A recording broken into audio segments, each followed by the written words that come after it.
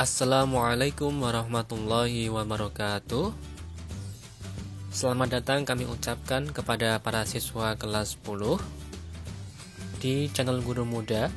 Pada video kali ini kita akan membahas mengenai materi PPKN bab 4, yaitu hubungan struktural dan fungsional pemerintah pusat dan daerah. Sebelumnya kami ucapkan selamat kepada para siswa sekalian karena kini kalian telah memasuki semester 2. Sebelum kita ke materi, ada baiknya kita melihat KD pada video kita kali ini.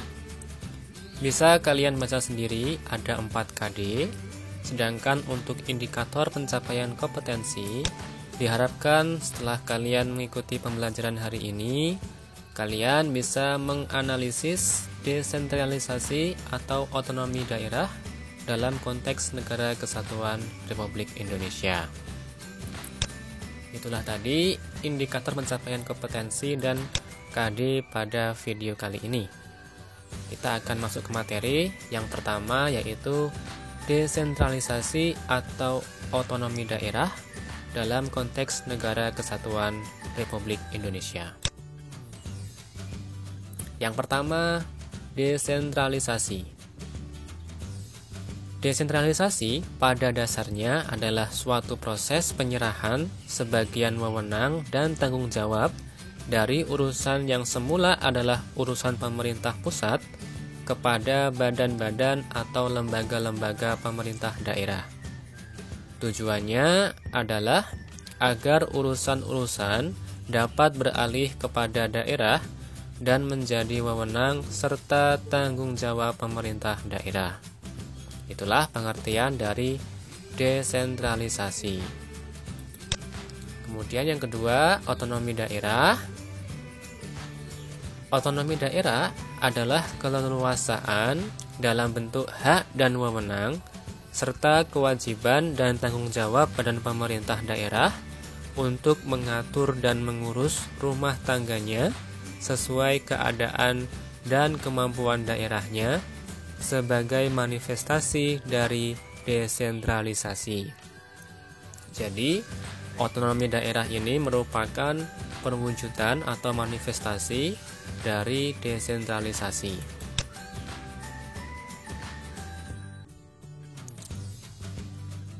Pada intinya, desentralisasi tadi adalah proses penyerahan wewenang dari pemerintah pusat kepada pemerintah daerah. Nah, kemudian yang ketiga, otonomi daerah dalam konteks negara kesatuan.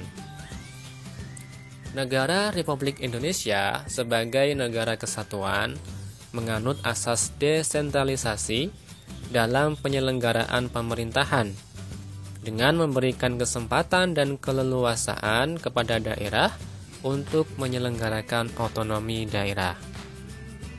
Pelaksanaan otonomi daerah di Indonesia diselenggarakan dalam rangka memperbaiki kesejahteraan rakyat. Pengembangan suatu daerah dapat disesuaikan oleh pemerintah daerah dengan memperhatikan potensi dan kekhasan daerah masing-masing. Hal ini merupakan kesempatan yang sangat baik bagi pemerintah daerah untuk membuktikan kemampuan dalam melaksanakan kewenangan yang menjadi hak daerah. Jadi, dengan adanya otonomi daerah ini, maka masing-masing daerah yang ada di Indonesia itu diberikan kekuasaan, diberikan kewenangan untuk mengatur daerahnya masing-masing sesuai dengan potensi, sesuai dengan kekhasannya daerah yang dimiliki. Kemudian yang keempat, landasan hukum penerapan otonomi daerah di Indonesia. Sudah banyak undang-undang yang dibentuk untuk mengatur pelaksanaan otonomi daerah di Indonesia. Bisa kalian baca sendiri. Yang pertama ada Undang-Undang Nomor 1 Tahun 1945 hingga ada Undang-Undang Nomor 2 Tahun 2015 tentang penetapan peraturan pemerintah pengganti Undang-Undang Nomor 2 Tahun 2014. Ini adalah mengatur mengenai otonomi daerah. Dan tentunya undang-undang ini masih terus ada, masih terus diperbaharui menyesuaikan dengan pelaksanaan otonomi daerah saat ini dan selanjutnya, sehingga bisa saja akan ada undang-undang yang baru yang mengatur mengenai otonomi daerah dan belum tercantum di sini. Silahkan nanti bisa kalian cari undang-undang apa saja yang mengatur tentang otonomi daerah. Selanjutnya, nilai, dimensi, dan prinsip otonomi daerah di Indonesia. Terdapat dua nilai dasar yang dikembangkan dalam Undang-Undang Dasar Negara Republik Indonesia tahun 1945 berkenaan dengan pelaksanaan desentralisasi dan otonomi daerah di Indonesia. Yang pertama, nilai unitaris yang diwujudkan dalam pandangan bahwa Indonesia tidak mempunyai kesatuan pemerintahan lain di dalamnya yang bersifat negara, yang berarti kedaulatan yang melekat pada rakyat, bangsa, dan negara Republik Indonesia tidak akan terbagi di antara kesatuan-kesatuan pemerintahan.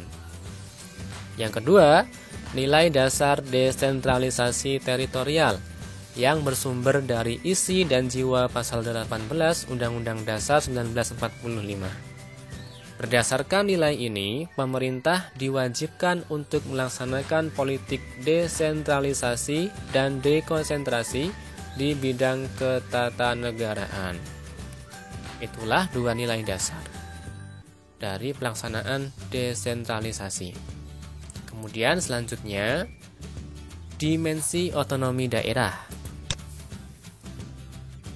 Titik berat pelaksanaan otonomi daerah adalah pada daerah kabupaten atau kota dengan beberapa dasar pertimbangan sebagai berikut. Yang pertama, dimensi politik. Kabupaten atau kota dipandang kurang mempunyai fanatisme kedaerahan, sehingga risiko gerakan separatisme dan peluang berkembangnya aspirasi federalis relatif minim. Yang kedua, dimensi administratif.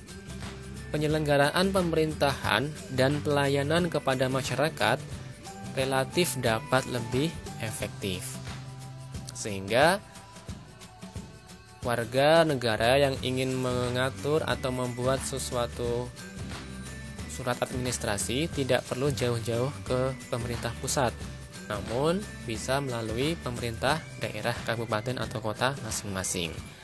Dan yang ketiga, kabupaten atau kota adalah daerah ujung tombak pelaksanaan pembangunan, sehingga kabupaten atau kota lah yang lebih tahu kebutuhan dan potensi rakyat di daerahnya. Jadi titik berat pelaksanaan otonomi daerah adalah pada daerah, kabupaten atau kota. Kemudian selanjutnya, prinsip otonomi daerah. Dalam pelaksanaan otonomi daerah, prinsip otonomi daerah yang dianut adalah nyata, bertanggung jawab, dan dinamis. Yang pertama adalah nyata. Otonomi secara nyata diperlukan sesuai dengan situasi dan kondisi objektif di daerah. Kedua adalah bertanggung jawab. Pemberian otonomi diselaraskan atau diupayakan untuk memperlancar pembangunan di seluruh pelosok tanah air. Dan yang ketiga, dinamis. Pelaksanaan otonomi selalu menjadi sarana dan dorongan untuk lebih baik dan maju. Kemudian, yang selanjutnya adalah prinsip dalam penyelenggaraan pemerintahan daerah. Terdapat 5 prinsip dalam penyelenggaraan pemerintahan daerah. Yang pertama, prinsip kesatuan. Pelaksanaan otonomi daerah harus menunjang aspirasi perjuangan rakyat guna memperkokoh negara kesatuan dan mempertinggi tingkat kesejahteraan masyarakat lokal. Yang kedua, prinsip real dan tanggung jawab. Pemberian otonomi kepada daerah harus merupakan otonomi yang nyata dan bertanggung jawab bagi kepentingan seluruh warga daerah. pemerintah daerah berperan mengatur proses dinamika pemerintahan dan pembangunan di daerah. Yang ketiga, prinsip penyebaran. Asas desentralisasi perlu dilaksanakan dengan asas dekonsentrasi. Caranya dengan memberikan kemungkinan kepada masyarakat untuk kreatif dalam membangun daerahnya. Yang keempat, prinsip keserasian. Pemberian otonomi kepada daerah mengutamakan aspek keserasian dan tujuan di samping aspek pendemokrasian. Dan yang kelima adalah prinsip pemberdayaan. Tujuan dari pemberian otonomi kepada daerah adalah untuk meningkatkan daya guna dan hasil guna penyelenggaraan pemerintah di daerah, terutama dalam aspek pembangunan dan pelayanan kepada masyarakat, serta untuk meningkatkan pembinaan kestabilan politik dan kesatuan bangsa. Itulah 5 prinsip dalam penyelenggaraan pemerintahan daerah.